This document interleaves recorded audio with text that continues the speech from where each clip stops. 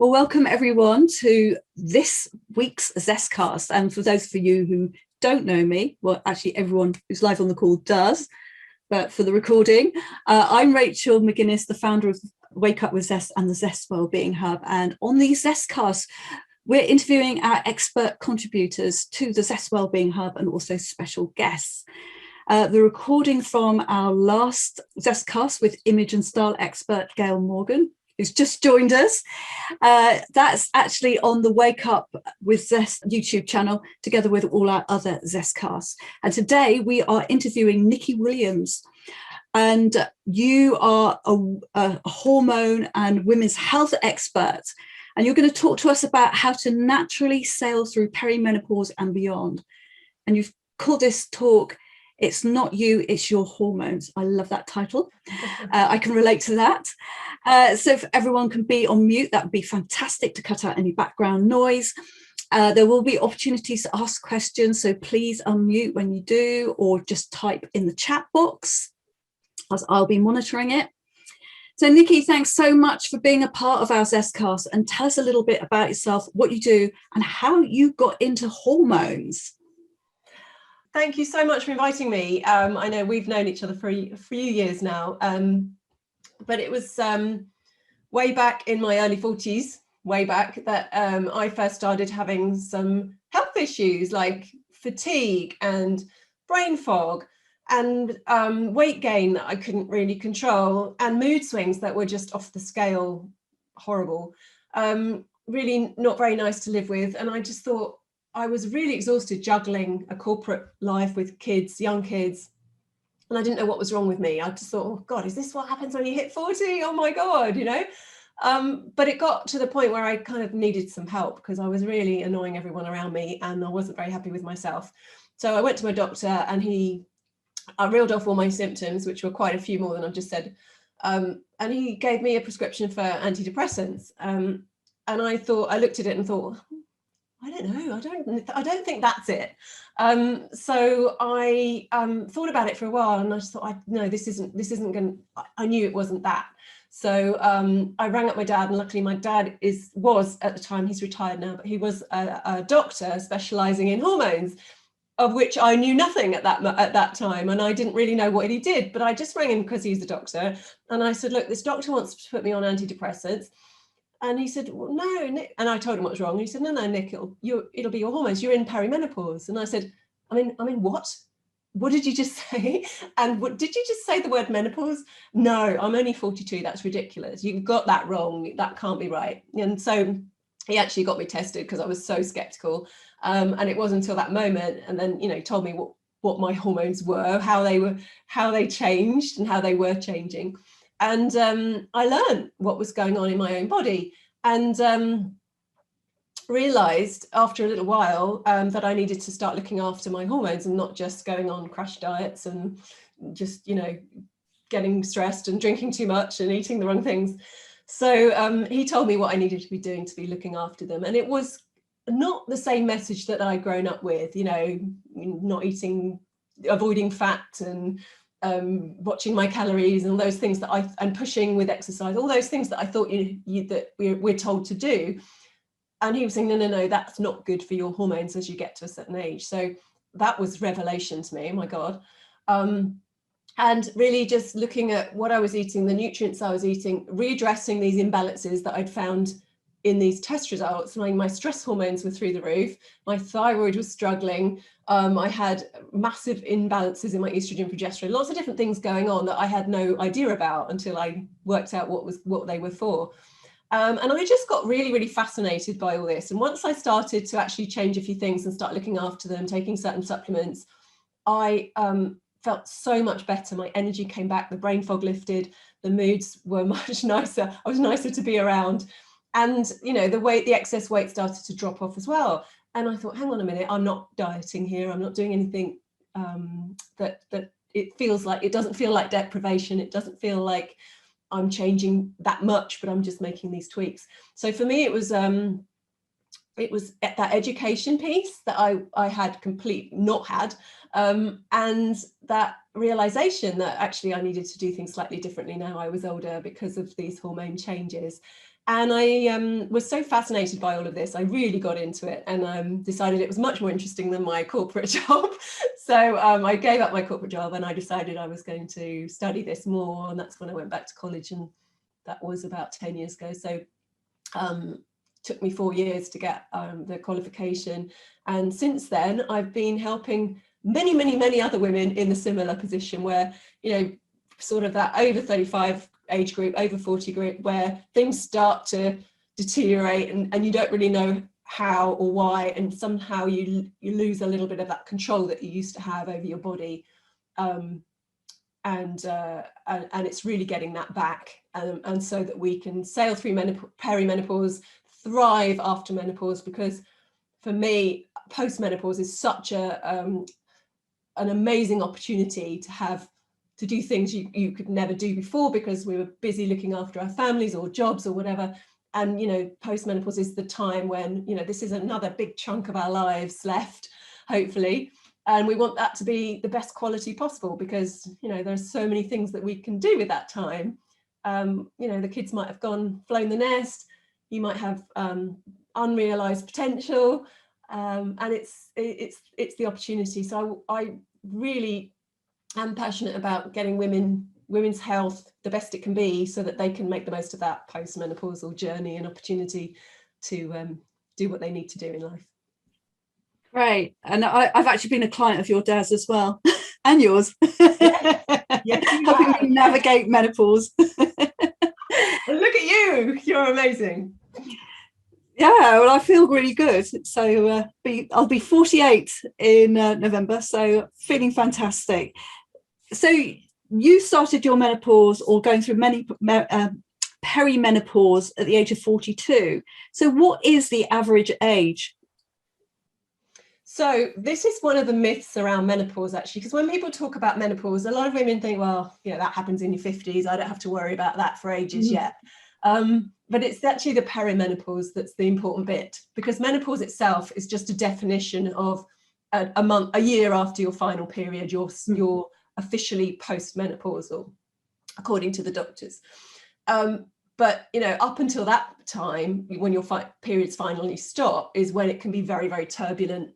And that's when a lot of the symptoms can get really bad. Now, on average, that final menopause is around 52 in England, but that can vary all over the place, because people can have early menopauses for whatever reason, surgical or premature ovarian insufficiency, or you can go on into your late 50s. And I've had quite a few clients who are still having a cycle in their late 50s and going, when is it going to stop? So it can really vary, but the average age is about 52. But the average age the average start of perimenopause is actually in your mid-30s, and that's what shocks a lot of women. Wow.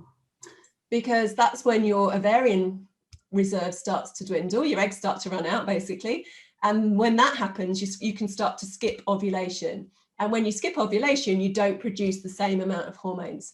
So then those hormones start to fluctuate, they start to decline, and they can fluctuate and decline in all sorts of different ways throughout that period. So if things start to fluctuate and decline from 35 onward, you can still have a baby, obviously, because obviously women are still having babies up until their 40s. But you are going to start to see those symptoms. And, you know, 80% of women will suffer. So the lucky 20% will go through it all, no problem. And they're the ones that say, oh, I never had a problem. What are you moaning about? You know the ones. But 80% of people will have symptoms ranging from mild to really debilitating, where they may have to give up work. They may have, you know, they might get divorced. You know, lots of awful things can happen because these menopausal imbalances or hormone imbalances don't get treated. And it's a real shame. And that's where, you know, my work hopefully will plug a bit of a gap. So you talk about the feisty four. Can you explain more about the feisty four? Yes. So when I first started learning about hormones, I was absolutely stunned to know that there are over 100 of them running around our body. I had no idea. I thought it was just, hormones. Oh yeah, well, I've heard of estrogen and testosterone. I've heard of cortisol, and thyroid does something. I'm not really sure what, but there are over 100 hormones, and they're basically our chemical messengers. They run around the body telling all the cells what to do. So they pretty much regulate everything, not just your monthly cycle or your pregnancy or your puberty or whatever. They regulate everything, from how your brain works to your digestion, your appetite, your joints, your sex drive, your energy levels, your mood. Pretty much everything you can think of, hormones are involved in some way. So they are massively underestimated, and they can go wrong quite easily. So when I was studying them, I thought, wow, these hormones are amazing things.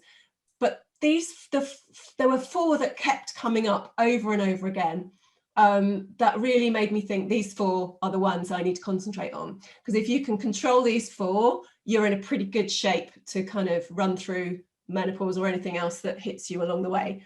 And the 4 that I call them the feisty 4, because actually, if any one of these 4 is out of balance, they can all be affected. So they really do depend on each other to work properly.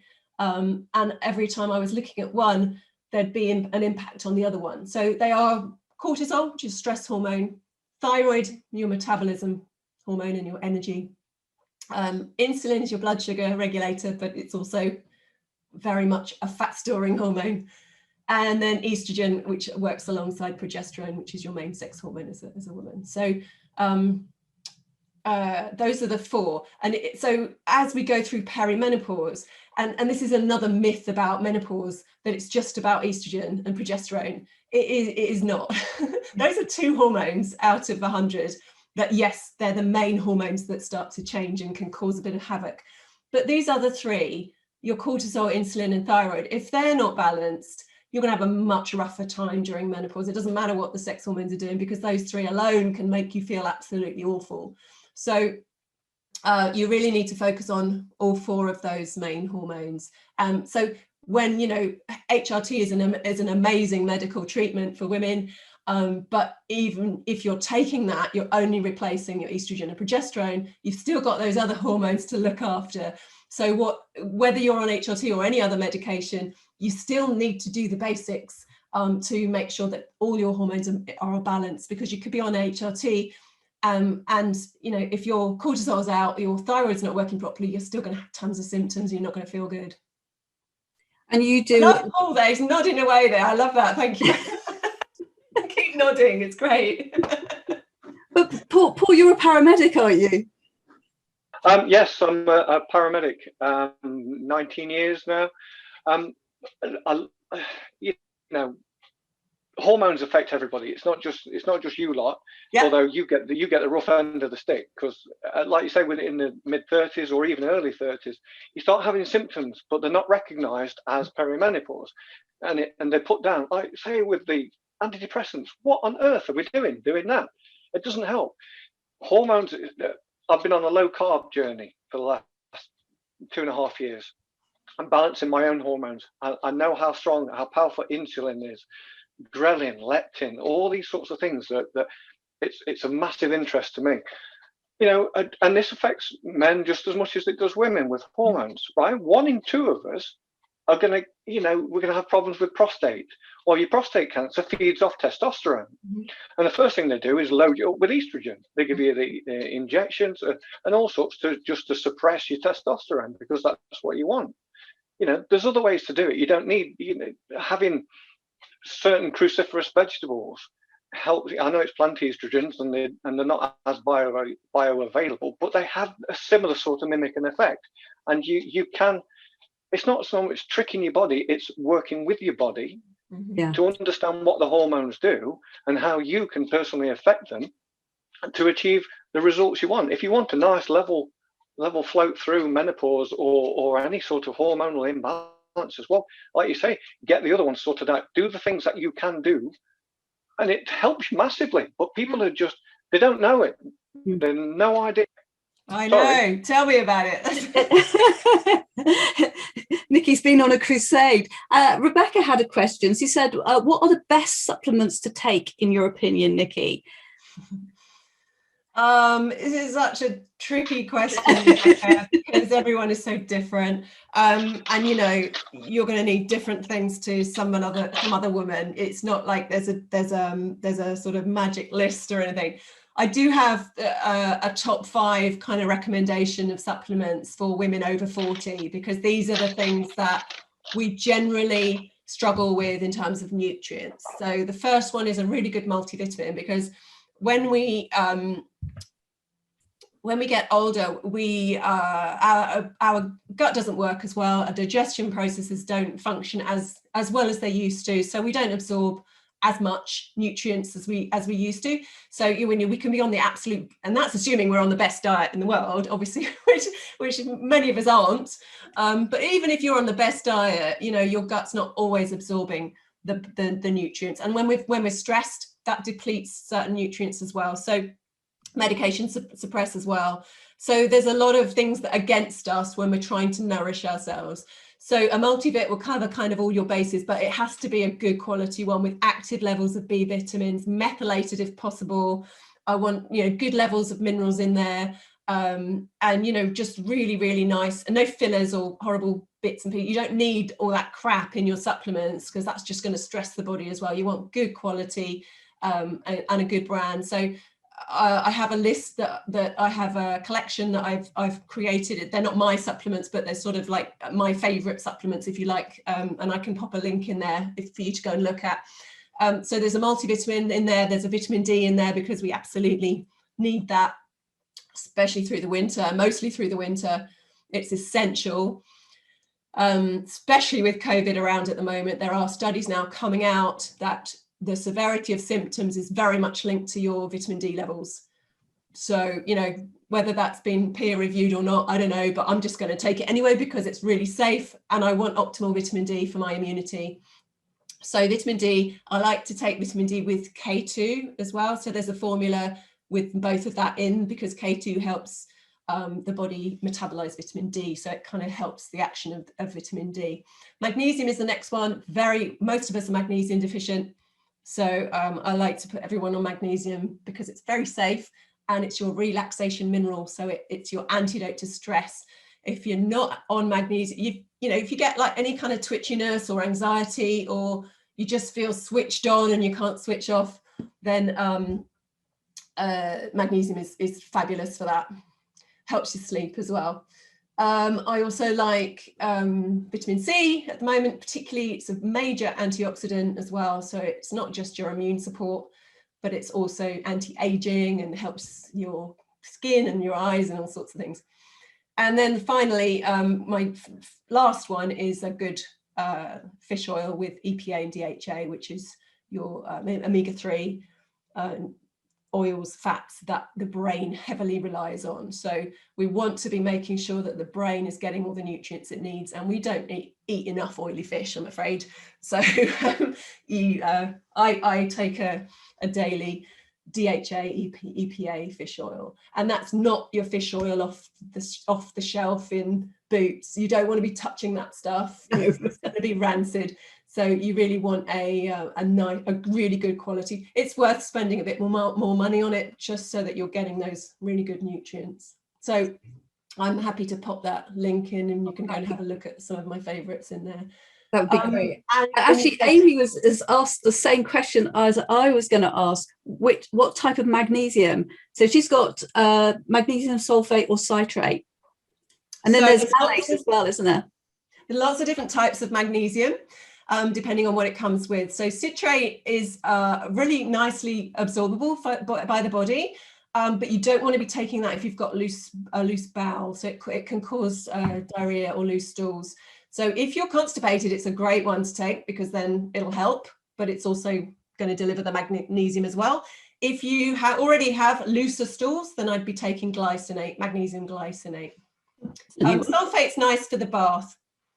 You know, you've got Epsom salts. You can pop those in the bath. That's your magnesium sulfate, and that can absorb in the skin. But I don't know about you. I'm not having baths every night, so I need to be taking a capsule. And 3 and 8 for the brain. Good. Yeah, Paul's right there. 3 and 8 is amazing for the brain because it crosses the blood-brain barrier. So, and you've got malates for energy. And then there's a few others as well. I've got a blog on that too, which you can just have a look at if you want to. But magnesium's great in any form, really. Great. So those are my top 5. I'll pop that link in actually now, and you can have a look. Okay, if you pop that link in, and then you can think about the next question I'm going to ask you. So how do you talk about symptoms?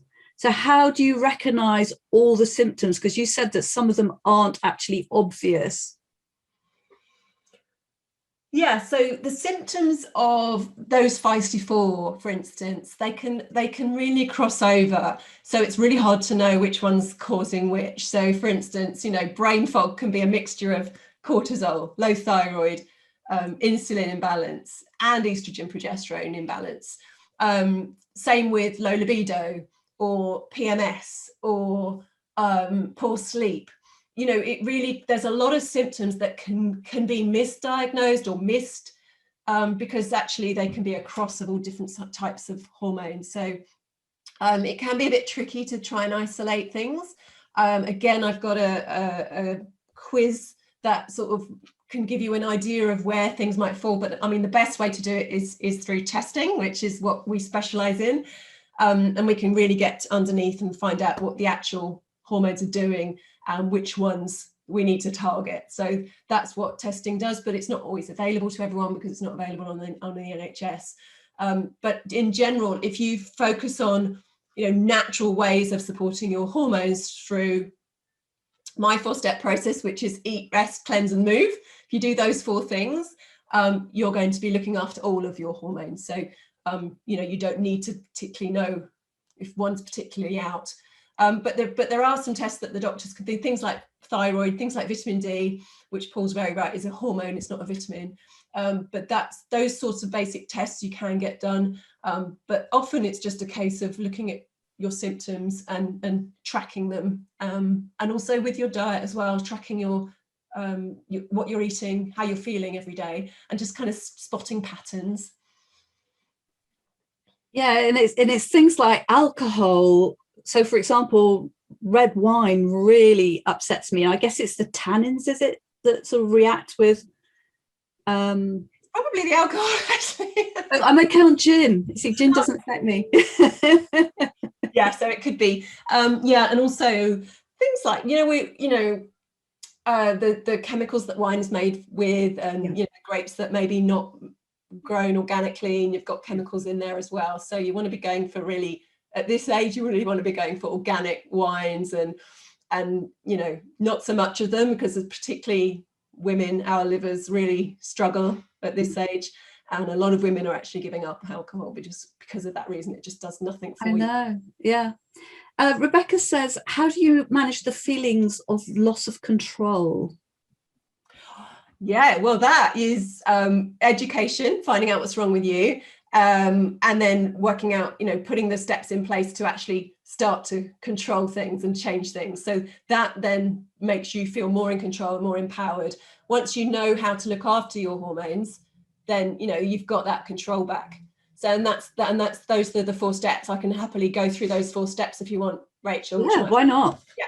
So this is obviously the non-medicated route. I'm not against HRT. I use it myself, but the natural form of HRT for me, you have to go for the body identical form of HRT. Yeah, me too. Because the synthetic form that's the one that comes with all the side effects and the risks, and it's just not worth it. So the body identical is available on the NHS. It is the estrogen gel, estrogen patch only, estrogen only patch. You don't want the combined one. And there's now an estrogen spray as well. And they are all body identical, which means they are naturally, molecularly identical to your own hormones, unlike the synthetic ones that are not quite the same. So the body has to metabolize them. Progesterone, there is only one type of progesterone, and that's a tablet, but it is natural. So you can have HRT as a natural solution if you go for the body identical version.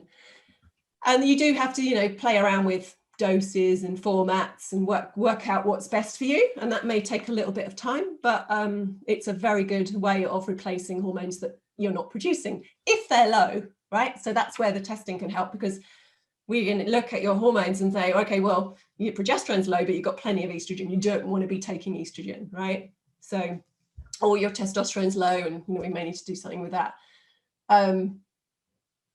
So, but naturally, you're still going to have to do the natural things anyway, just for your general health, and also to balance all those other hormones that might be out. So the first step is food, eating.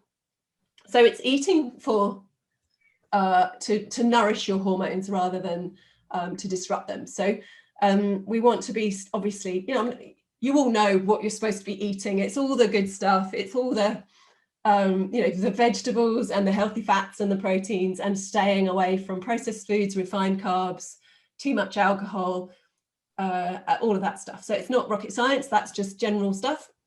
There are some certain food groups that can be very helpful during menopause, and those are, Paul's mentioned the cruciferous vegetables, they're really helpful. Things like broccoli, cauliflower, cabbage, kale, rocket, watercress, those types of things. Brussels sprouts, my favorite. If you don't like Brussels sprouts, roast them in the oven, they're amazing. So that's the way to eat them. And do that for the kids as well. If the kids don't like them, cook them that way, and they'll just change their minds. They're delicious. But those kind of vegetables help the liver to process excess estrogen, which can happen a lot during perimenopause. So it just helps your liver with those pathways, the detoxification pathways. And then the other sort of specific foods that I like for menopause are these phytoestrogens. So plant-based estrogens that help your body to regulate estrogen. Yeah, they're not as strong as HRT, but they can, for someone who can't take HRT or doesn't want to, then they are a very good natural alternative. And that's things like organic soy. I wouldn't touch processed soy, but organic soy is fine, unless you're intolerant. So make sure if you're having soy, and if you have any digestive issues, that's kind of a sign that you might be intolerant. But soy, for most people, is okay. And then flax seeds is the next big food group. That's why everyone talks about flax seeds, because they have these estrogen-like compounds, but they're also great for your digestion as well. And they're full of omega-3s and lots of good nutrients. So you need to I like to buy them whole and mill them, or you can buy them milled, but keep them in the fridge because they're quite volatile. And then just all your general healthy foods. There's nothing else specifically. So that's your first one, the food. The second step is to rest, and that is massively important. It's even more important than what you're eating, in my view now. I've sort of switched that around. I should put that as number one, but that is managing that cortisol, that stress response. And it's been so difficult recently. The whole of last year has been incredibly stressful for everyone. So this is even more important than it ever was, that you take a good 10 to 20 minutes a day to yourself. So you manage to switch off that fight or flight cortisol response so that your body has a chance to rest and recover. And it's not just sleep. This means, taking 10 to 20 minutes on proper self-care, doing what you do, whatever your body needs to chill out and switch off, whether that's cooking, reading a book, having a nice bath, going for a walk in nature, meditating, or whatever it is. It might even be exercise, but gentler, not too intense. But anything that switches you off. So it could be a hobby, it could be singing or dancing, or whatever that is. So, but it's a non-negotiable for me, and it's so important. It's not just a nice to have. I think a lot of women say, "Oh yeah, I'll do that," but everything else comes first. And some men as well, yeah, of course. But it really is a non-negotiable these days. We've got to find a way to get that as a priority into our daily routines. Otherwise, we are at the mercy of cortisol, and cortisol is not only a major health hazard for your heart, for your brain, for a lot of other health conditions, but it's a killer for your hormones. And having worked in clinic now for 7 years, I would absolutely say that stress is the number one determinant of how well you'll go through menopause. The more stressed you are, the more problems you're going to have through menopause. So that's rest. very important. Step 3 is about the environment. I've called it cleanse. I don't really like the word cleanse, but I couldn't think of anything else at the time. It just means to minimize the chemicals that you're exposed to, because a lot of the environmental chemicals that we're exposed to on a daily basis, they're invisible, we can't see them, but they are hormone disruptors. And they actually go as far as to mimic your own estrogen, and they can land on your receptors and act like estrogen, which is not a good thing. We don't need more hormone disruption as we go through menopause. We need less hormone disruption. So when I talk about the hormone disruptors in terms of chemicals, I'm talking about 3 certain areas. The first one is pesticides. That's a big hormone disruptor. So we really want to be trying to limit our ingestion of pesticides, which means we go for organic where possible, but you don't need to buy everything organic. It's only where you're eating the skin of something. So fruits, salad leaves, broccoli, that kind of stuff, but you don't need to go and then buy organic like onions or garlic or bananas where you're peeling the skins, right? So it's only where you're eating the skins, because when you eat those skins and they've been grown with pesticides, you're literally ingesting those chemicals and they can really disrupt your hormones. So that's the first one. The second category is plastic. BPA in particular is one of the biggest hormone disruptors. So of course, you know, we've got plastic everything. The drive to reduce plastic is actually is a really good thing globally for the environment, but it's also really, really good for our hormones as well, because BPA is a nasty hormone disruptor. We don't really want anything to do with it, so minimizing plastic will help with that. Particularly heating plastic. When you heat plastic in the oven, so if you get a ready meal and you're putting it in the oven, or if you've got a warm bottle of water or something, that BPA leaches into the water, leaches into the food. So whatever you do, just stop heating plastic in microwave or the oven. So that's plastic. The third one is the most unpopular thing I talk about, and that is synthetic fragrances. They are full of a group of chemicals called phthalates, PHTH. If you look at that, if you look up phthalates on Google, you'll be astounded by the research on them.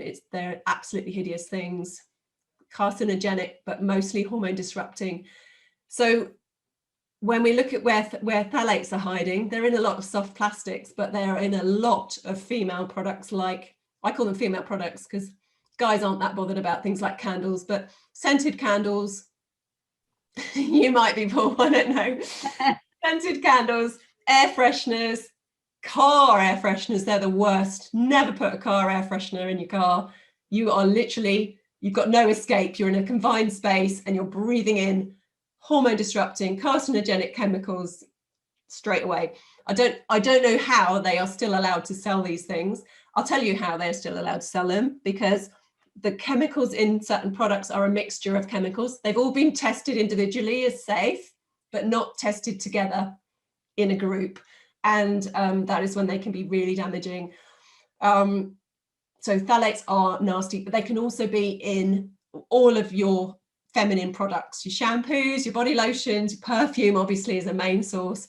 Anything with perfume, parfum, or fragrance in the label has synthetic fragrances and phthalates in it, which is really bad news for most girls, because we love everything to smell nice. We like our clothes to smell nice, and our hair and our skin and our homes.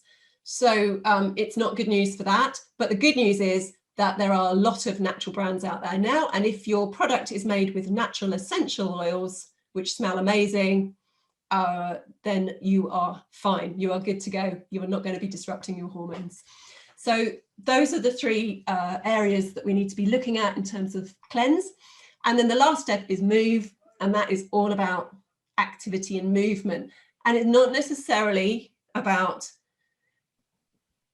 intense exercise, which is what we all think we need to do, because that's what we're told by lots of men and young people is, you know, move more, boot camp this, intense that, you know, kill yourself here and there and everywhere.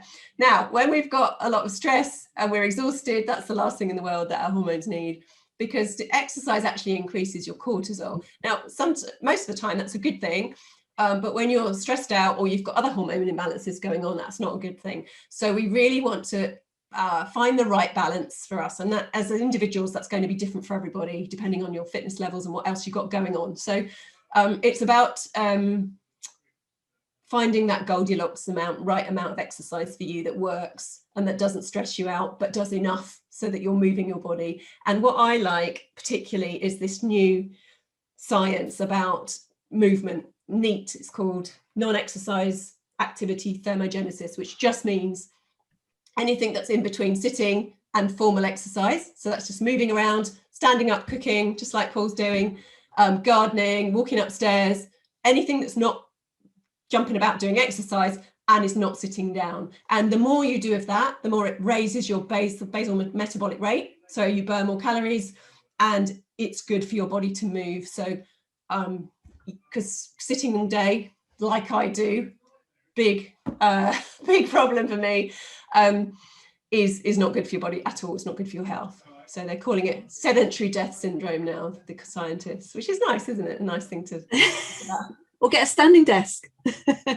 Yes, I have got one, but I'm sitting at it. Actually, I hate sitting down now. I get a really bad backache, so I prefer my standing desk. I stand all day. And what about yoga? Because we've got a couple of yoga teachers on. Oh my God, yoga is amazing for your hormones. Amazing. It ticks all the boxes. It's my favorite activity for hormones by far. It's, it's your core, it's strength, it is flexibility and mobility, but it's most of all, it's about the breathing, it's stress reducing because you have to freaking focus on your yoga move, don't you, your pose. It's in the moment, it's being present, it's all of those things, and it's relaxing. So yeah, it ticks all the boxes for the hormones. Fantastic. So walking is very similar. Oh yes, yeah. And how many steps do you recommend a day? The 10,000? As many as you can manage without exhausting yourself. We shouldn't put those numbers on ourselves, I don't think, because you either, if you don't achieve it, you feel inadequate, and if you do, then you maybe not be doing enough. Do what feels right for you and not what your Apple Watch tells you. So what would be your 3 tips for us to take away? Well, I know you've given us loads and loads of information. I've been making notes. So. One, don't put up with where you are, because optimal is achievable. Just need to know how to get there. So don't put up with just feeling okay, because that's not good enough. We want people to be thriving, not surviving. So that's the one thing. Don't put up with that. So to get help. Secondly, self-care first and foremost, absolutely non-negotiable. Do whatever else because I'll tell you why I say that, because a lot of women we see in clinic, I cannot tell you how many times I've heard a woman say to me, I'm doing everything right. I am eating all the best food. I'm really eating amazingly healthy food. I'm exercising 4 times a week or 5 times a week. And I'm doing everything right. I'm the perfect person. I'm doing everything perfectly. And then when you really quiz, that they're not switching off. They're not they're not sitting down doing nothing. They're not relaxing. They're trying to be perfect and that's just causing the excess stress. And it's stress all day long that will disrupt you. So that would be my number 2 tip. It should be number 1 really, shouldn't it? And then, number 3, don't strive for perfection. Again, it's related to the self-care thing, but it's all about balance. Life would be miserable if we had to, constantly deprive or restrict ourselves 100% of the time. No, but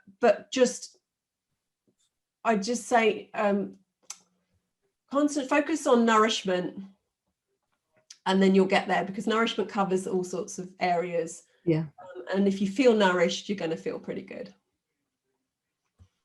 Thank you for those. Before we go to questions, I put Nicki's details in at the beginning of the chat, so you can find her website there. There's the quiz, and there was something for you to download as well. So has anybody got any questions that they'd like to ask Nicki? Thank you, Nicki. This is so helpful. Oh, you're welcome, Rebecca. I'm Yeah, I really feel like I'm in the middle of it at the moment. So, and then obviously there's the pandemic going on as well. So everything you've said has really resonated with me. I was recommended menopause, the supplement. So I'll be interested to see if there's anything that I'm out of the list you've given that maybe I should add to it. Everybody's taking menopause because I think it's massively advertised, isn't it? But it's full of crap. Sorry. Oh, is it? It really is full of crap. Who is the Dragon's Den? Is it a guy on Dragon's Den, isn't it, that owns Bitobiotics? I need to be writing to him saying you need to improve this formula. It's just shocking. Not active levels of vitamins, that they won't absorb very well. There's not enough of them in there, and it's full of fillers and crap. So every woman is taking that because it's so heavily advertised and it's fairly cheap, but there's a reason for that. Okay, thank you. You go to that link, it says shop now on it on my website, and you'll get a decent multivitamin for women. It's by Nutri Advanced. It's really good, and it's full of good stuff and no fillers. Brilliant. I'm glad I mentioned it then. Yes. I love your honesty. Yes, well, yeah, sorry, I'm always being told I'm too direct, but I love it. prefer to be direct than give you any fluffy stuff. But you do get what you pay for with supplements, and I know in the past you've put me on a whole raft of them to sort of help me through the beginnings of menopause, so I can really vouch for Nicki's advice on it. Yeah, it's you've got to get the right ones, and sometimes it takes a little bit of trial and error, because you don't, if you don't do kind of really deep testing, we don't know really what you need. But for most women, you can definitely look at those top 5 that I talked about, and then we can sort of adjust and add on and tweak if we need to for certain conditions and certain symptoms. Anybody else got any questions? Yeah, I think Gail had her hand up there. Yeah, hi, sorry. One of the other ones that you recommend was the vitamin D, and is that K with it as well? Yes, K2, yes. So is that vitamin K or is that something else? It's vitamin K2. There's 2 Ks, 2 vitamins with K. One's K1 and one's K2. K2 is really important for bone health and heart health. And they've done some studies recently. It's quite hard to get in food. You have to eat I think there's only this Japanese food called natto that really has enough K2 in it. None of us eat that. So we're pretty much short of K2 generally. And they're recently doing more studies on how important it is. So they've added it to vitamin D because it makes vitamin D work much better, as does magnesium. So you really want to be taking the 3 of them together. Got magnesium, I've got vitamin D, but I've been told I'm deficient in vitamin K, so I was kind of just wondering about that. So. Yeah, so that particular formula that I recommend is D with K, and it's in the right quantity, so it's a really nice one to have, so you don't have to take two separate lots. Okay, perfect. I'll get one of those, thanks. You're welcome. Can I just ask, when you were talking about the 4 main hormones, is there kind of a test that you can do just to see for all those 4?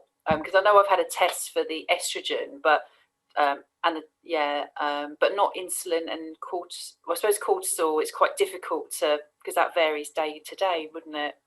Well, no, with the way we test cortisol is through the urine. So we do a 24-hour urine test, and that looks at your cortisol over a 24-hour period. So 4 samples. So we get a lovely graph of how you're producing cortisol through the day.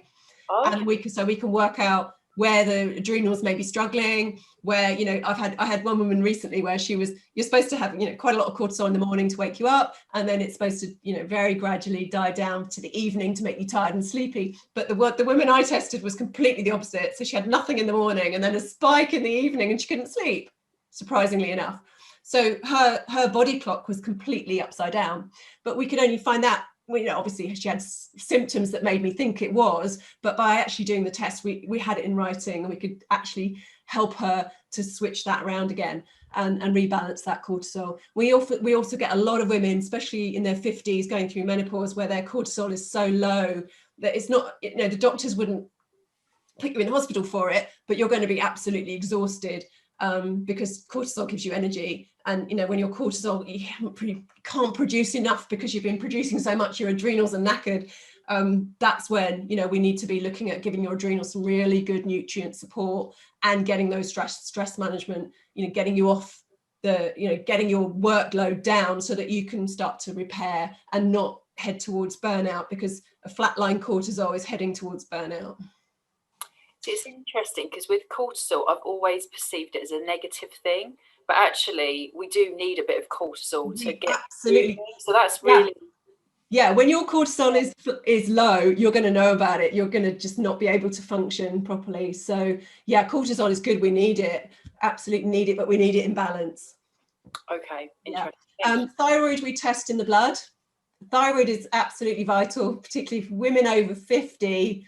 I'd say 1 in 2 are not optimal thyroid wise. So that's going to make you sluggish in every area of your body. So that's going to cause brain fog, anxiety, depression, joint pain, zero sex drive, exhaustion. Even though you're sleeping well, you're going to wake up feeling tired. All of that can be low thyroid, and it's very important to get that properly tested, because at the doctors they don't test that properly. They just look at your TSH and your T4 sometimes, but that's not your active hormone. Your active hormone is T3, and you absolutely need to look at that to make sure that you're optimal, because low thyroid is going to affect every part of you. Yeah, so that's the blood. Insulin, we look at your HbA1c, which is your predictor for diabetes, and that's in the blood as well. And then estrogen, progesterone, we look at that in the urine as well, because then we can see you have 3 different estrogens, so we see all of those levels, but we also see how they're being passed through the liver. Really interesting test. We look at your progesterone and your testosterone as well, and their metabolites, so we can see not only your hormone levels, but also how they're behaving in the body, which gives us clues as to where the body might be struggling, and then where we can put those nutrients in and support to get your body healing itself, because that's all it wants to do. Your body's just constantly trying to rebalance itself, but it just doesn't have the right raw materials a lot of the time.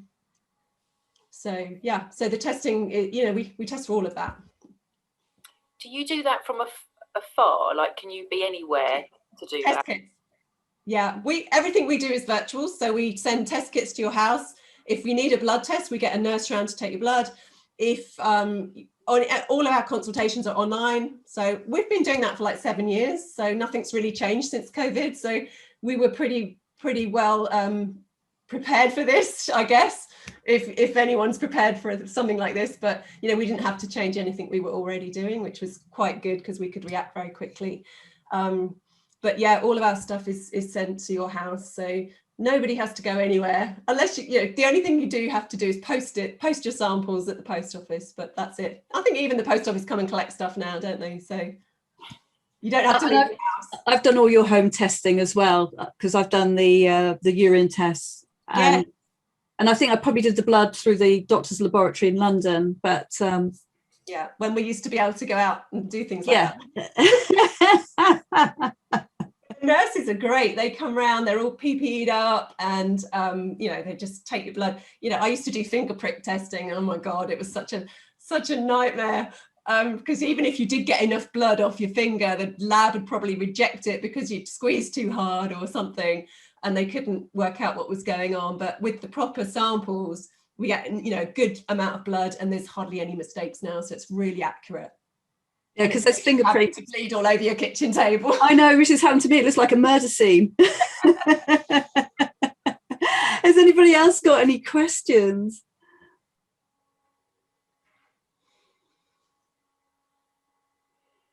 Okay, so we're going to have tea now, dinner now, don't we? Go and eat cruciferous vegetables. Yeah. So if you've enjoyed this ZestCast, please post about it on social. So my handle is at Wake Up with Zest, and Nicki's is at Happy Hormones for Life. Yep. Okay, and our next ZestCast is on the 8th of April, and that's with weight management and nutrition coach Laurie Weber, and we're going to be talking about how we should learn how to eat and not how to diet. So it all kind of follows on. And if you want to keep up to date with what we've got coming up with the ZestCast, just go to wakeupwithzest.com/speaking. And if you just go down to the upcoming talks, you can see all the links there to register. So we've got aromatherapy and mental health coming up after we've spoken to Laurie. Why don't you yoga? And that's for men as well. So you're welcome to come along to that as well, Paul. And the tech that goes into fitness trackers, are going to be talking to somebody from a company called First Beat.